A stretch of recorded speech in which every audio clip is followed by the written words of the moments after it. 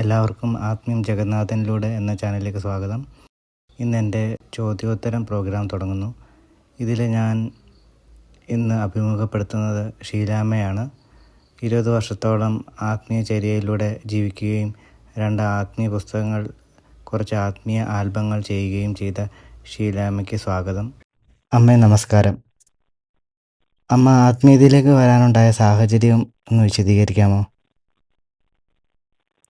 നമസ്കാരം. ആത്മീയതയിൽ വരിക എന്നൊരു കാര്യമില്ല. നമ്മൾ എല്ലാവരും ആത്മീയർ തന്നെയാണ്. അത് തിരിച്ചറിയുന്ന ഒരു നിമിഷം പലർക്കും പല സമയം, പല ജന്മം ഒക്കെ ആവും എന്ന് മാത്രം. എങ്കിലും സാധാരണ കുടുംബിനിയിൽ നിന്നും ഈ മാറ്റം എങ്ങനെ വന്നുവെന്ന് ഒന്ന് പറയാമോ? അറിയാനായിരുന്നു. അതൊക്കെ കുറച്ച് അതിശയകരം തന്നെയാണ്. ചെറുപ്പത്തിലേ തന്നെ കുറച്ച് ഭക്തിയൊക്കെ ഉണ്ടായിരുന്നു, പക്ഷെ അധികമായിട്ടൊന്നുമില്ലായിരുന്നു.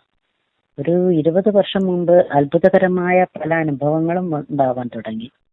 സ്വപ്നത്തിൽ കാണുന്നതെല്ലാം സത്യമായി വരിക. ഞാൻ മനസ്സിൽ വിചാരിക്കുമ്പോൾ തന്നെ തനിയെ ലൈറ്റ്, ഫാൻ എല്ലാം ഓഫാകാനും ഓണാകാനും തുടങ്ങി. അതുപോലെ മനസ്സിൽ വിചാരിക്കുമ്പോഴേക്കും വീട്ടിലെ ഓരോ സാധനങ്ങൾ ചലിക്കുകയൊക്കെ ചെയ്യും. ആദ്യം ഭയമാണ് തോന്നിയത്. പിന്നെ അതിനെപ്പറ്റി അന്വേഷണം ആരംഭിച്ചു. പല ബുക്കുകൾ വായിക്കാനും തുടങ്ങി. പക്ഷെ കാര്യമായ ഒന്നും കിട്ടിയില്ല. പിന്നീട് മനസ്സിലായി ദൈവത്തിന്റെ ഒരു കയ്യൊപ്പ് എന്നിലുണ്ടെന്ന്. പിന്നീട് ഞാൻ ദൈവികമായ കാര്യങ്ങളിലേക്ക് ശ്രദ്ധ കൊടുക്കാൻ തുടങ്ങി. ജപം, പ്രാർത്ഥന, പൂജ, പിന്നെ ഭഗവത്ഗീത, ഉപനിഷത്തൊക്കെ വായിക്കുക, അങ്ങനെ പല കാര്യങ്ങളും തുടങ്ങി. അതിനുശേഷമാണ് ഞാൻ എൻ്റെ ആ ഭയവും അതെല്ലാം മാറിക്കിട്ടിയതും ഞാൻ എൻ്റെ മാനസികാവസ്ഥ ഒന്ന് ഒരു ശരിയായ സ്റ്റഡിയായ ഇതിലേക്ക് വന്നത് അതിനുശേഷമാണ്. അതാണ് ഇന്ന് ഞാൻ ഈ ഇതിലേക്ക് ഞാൻ എത്താനുണ്ടായ ഏറ്റവും വലിയ കാരണം. ഓ, ശരി അമ്മേ. അതിനുശേഷമാണോ അമ്മ എഴുതാനൊക്കെ തുടങ്ങിയത്? അതെ. ആ സ്പിരിച്വൽ അവേക്കനിങ് സമയത്ത് ഞാൻ ഒരുപാട് ടെൻഷൻ അനുഭവിച്ചു, പേടിയും. ശരിക്കും ഒരു മാനസിക നില തെറ്റിപ്പോകുന്ന ഒരവസ്ഥയിൽ തന്നെയായിരുന്നു. പക്ഷെ ആ സമയത്ത് എനിക്ക് പിന്നെ രാമകൃഷ്ണദേവന്റെ പുസ്തകങ്ങൾ, വിവേകാനന്ദ പുസ്തകങ്ങൾ ഒരുപാട് എനിക്ക് പ്രയോജനപ്പെട്ടിട്ടുണ്ട്. അതിലൂടെയൊക്കെയാണ് ഞാൻ ഈ അവേക്കനിങ്ങിന്റെ ഈ അവസ്ഥ എന്താണെന്ന് ഞാൻ മനസ്സിലാക്കിയത് തന്നെ അന്നേരാണ്. അവരുടെ ബുക്കുകളിൽ നിന്നാണ് എനിക്കത് ശരിയായ ഇതെല്ലാം കിട്ടിയത്. അതിനുശേഷം ഞാൻ ശരിയായ ഉപാസകയായിട്ട് തന്നെ മാറി. അപ്പൊ എനിക്ക് തോന്നി, അങ്ങനെയാണെങ്കിൽ ഈ ഒരവസ്ഥ പലർക്കും പല ജീവിതത്തിൽ ഉണ്ടാവുന്നതുകൊണ്ടാണല്ലോ. അപ്പൊ അവര് സാധാരണഗതിയിൽ ഇങ്ങനെയൊക്കെ ഒരു സംഭവം ഉണ്ടാകുമ്പോ ആദ്യം നമ്മൾ സൈക്യാട്രിസ്റ്റിനെ എടുത്താണ് പോവുക. അപ്പൊ എന്താണെന്ന് അറിയാണ്ട് അവർ തരുന്ന ആ മരുന്നെല്ലാം, മെഡിസിനെല്ലാം കഴിച്ച് നമുക്ക് ഉള്ളതും പോയി അങ്ങനെ ഒരു മാനസികാവസ്ഥ വരുന്ന പലരെയും ഞാൻ കണ്ടിട്ടുണ്ട്. അപ്പൊ അതൊന്നും അല്ലാതെ ഇത് ആത്മീയമായി ബന്ധപ്പെട്ട എന്തെങ്കിലും രോഗം, ഒരു ആത്മീയമായി ബന്ധപ്പെട്ട എന്തെങ്കിലും ഒരു ഇതാണ് ഇതിൻ്റെ എന്ന് വെച്ചാല്, അപ്പൊ അങ്ങനെയുള്ളവർക്ക് പ്രയോജനപ്പെടാൻ എൻ്റെ ഒരു ഉപദേശം എന്നുള്ള നിലയ്ക്കെങ്കിലും പറഞ്ഞു കൊടുക്കണം വിചാരിച്ചു. അപ്പൊ ഞാൻ കണ്ട ഒരു വഴി പുസ്തകം രചിക്കുക എന്നുള്ളത് മാത്രമേ ഉള്ളായിരുന്നു. അപ്പൊ എനിക്കറിയാവുന്ന, ഞാൻ അനുഭവിച്ചിട്ടുള്ള എല്ലാ കാര്യങ്ങളും അതിൽ എഴുതി ഓരോരുത്തർക്കും ചേർന്ന് ഏത് വഴിയാണോ അവർക്ക് വേണ്ടത് വെച്ചാൽ അത് തിരഞ്ഞെടുക്കാൻ വേണ്ടി ഞാൻ ഒരു 10-16 വഴിയോളം ഒരു 10-12 വഴിയോളം ഞാൻ അതിൽ എഴുതിയിട്ടുണ്ട് തോന്നുന്നു. അത്ര എഴുതി അതെല്ലാം ആക്കിയിട്ടുണ്ട്. ആർക്കെങ്കിലും ഇങ്ങനെ ഒരു സന്ദർഭം വരാമെങ്കിൽ അവർക്ക് വേണ്ടുന്ന പാത തിരഞ്ഞെടുക്കാനുള്ള ഒരു കാര്യം അത്രയും ഞാൻ ആ ബുക്ക് കൊണ്ട് ഞാൻ പ്രതീക്ഷിക്കുന്നത്. പിന്നെ രണ്ടാമത്തെ പുസ്തകം എന്ന് പറയുന്നത് ദേവി വൈഭവാണ്. അത് എനിക്ക് ശ്രീ മഹാദേവി എൻ്റെ സ്വപ്നത്തിൽ വന്ന് അങ്ങനെ ഒരു ബുക്ക് എഴുതാൻ എന്നോട് കൽപ്പിച്ചതുപോലെ തന്നെയാണ് എനിക്ക് അനുഭവപ്പെട്ടത്. അതുകൊണ്ട് ഞാൻ അമ്മയ്ക്ക് വേണ്ടി തന്നെ ആ ബുക്ക് എഴുതി അമ്മയ്ക്ക് തൃപ്പാദങ്ങൾ തന്നെ സമർപ്പിക്കുകയാണ് ചെയ്തത്.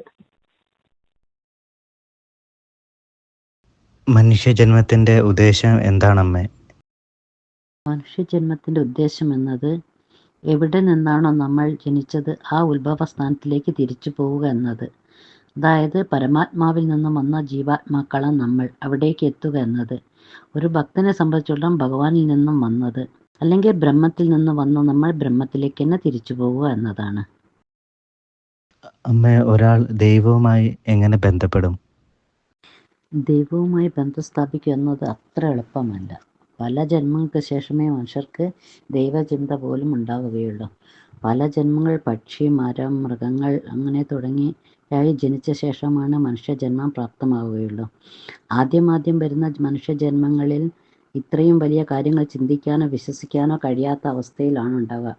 വെറും സാധാരണ മൃഗങ്ങളിൽ ഉണ്ടാവുന്ന പോലത്തെ ആ ഭക്ഷണം, പിന്നെ സന്താനോൽപാദനം, ഇങ്ങനത്തെ ചിന്തകൾ മാത്രമേ അവരിൽ ഉണ്ടാവുകയുള്ളൂ.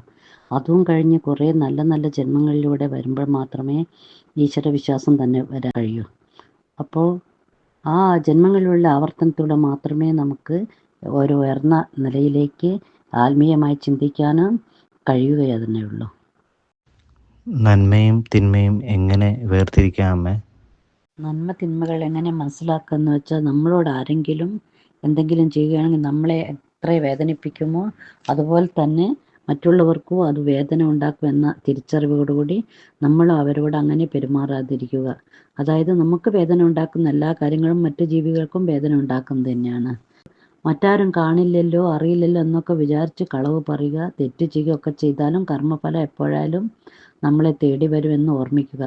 മറ്റുള്ളവർക്ക് സന്തോഷവും സമാധാനം നൽകുന്ന പ്രവൃത്തികൾ, വാക്കുകളൊക്കെ പറയാൻ ശ്രമിക്കുക. അതാണ് നമ്മളെ മറ്റുള്ളവർക്ക് ചെയ്യാവുന്ന ഏറ്റവും വലിയൊരു നന്മ. അതുതന്നെയാണ് ഇതിൽ നിന്ന് തിരിച്ചറിയാനുള്ളത്.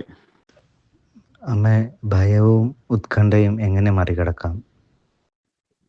ഭയവും ഉത്കണ്ഠയും മറികടക്കാൻ കുറച്ച് പ്രയാസം തന്നെയാണ്. അതാണല്ലോ ലോകത്തിൽ ഉയർന്നു വരുന്ന സൈക്കിക് ക്ലിനിക്കുകൾ നമ്മളെ കാണിക്കുന്നത്. മനുഷ്യൻ്റെ ഉള്ളിലെ അമിതമായ ആസക്തി, ആഗ്രഹങ്ങളൊക്കെയാണ് ഇതിനു കാരണം. 10 കിട്ടുമ്പോൾ 100 വേണം, 100 കിട്ടിയാൽ 1000 വേണം എന്നാണല്ലോ ഓരോ മനുഷ്യൻ്റെയും ആഗ്രഹം. അതിൻ്റെ അളവ് കുറയ്ക്കാൻ നോക്കുക. ഞാൻ ഒരു ഭർത്താവോ ഭാര്യയോ അച്ഛനോ അമ്മയോ മാത്രമല്ല. എൻ്റെ ഉള്ളിൽ ഒരു ആത്മാവുണ്ട്. അതിനു വേണ്ടുന്ന ഒരു പരിഗണന കൂടെ കൊടുക്കാൻ ശ്രമിക്കുക. ദൈവികമായ പ്രാർത്ഥനകൾ, നല്ല പുസ്തക വായന, മറ്റുള്ളവരെ സഹായിക്കുക, എല്ലാ ജീവികളോടും കാരുണ്യം കാണിക്കുക തുടങ്ങിയവ. കൂടാതെ എന്നെ നയിക്കുന്ന ഒരു ശക്തിയുണ്ട്, ആ തീരുമാനമേ നടക്കുകയുള്ളൂ എന്നൊരു ബോധം എപ്പോഴും വേണം. അങ്ങനെ ചിന്തിച്ചാൽ തന്നെ നമ്മളിൽ നിന്നും ഭയവും ഉത്കണ്ഠയും ഒക്കെ കുറേ മാറ്റാൻ കഴിയും. ഇത് തന്നെയാണ് ഈ കാലഘട്ടത്തിൽ ഏറ്റവും ആവശ്യമായിട്ടുള്ളത്. അതിനാണ് നമ്മൾ ഭക്തിയിലേക്കും ദൈവത്തിലേക്കും തന്നെ പോകണമെന്ന് പറയുന്നതിൻ്റെ ആവശ്യം അത് തന്നെയാണ്. ആസക്തികൾ കുറഞ്ഞു കിട്ടേണ്ടിയിട്ട്. അമ്മേൻ, ഒരുപാട് സന്തോഷവും നന്ദിയുണ്ട് അമ്മ ഇത്രയും പറഞ്ഞു തന്നതിന്. ഇനി അടുത്ത വീഡിയോയുമായി വീണ്ടും വരാം. നന്ദി, നമസ്കാരം.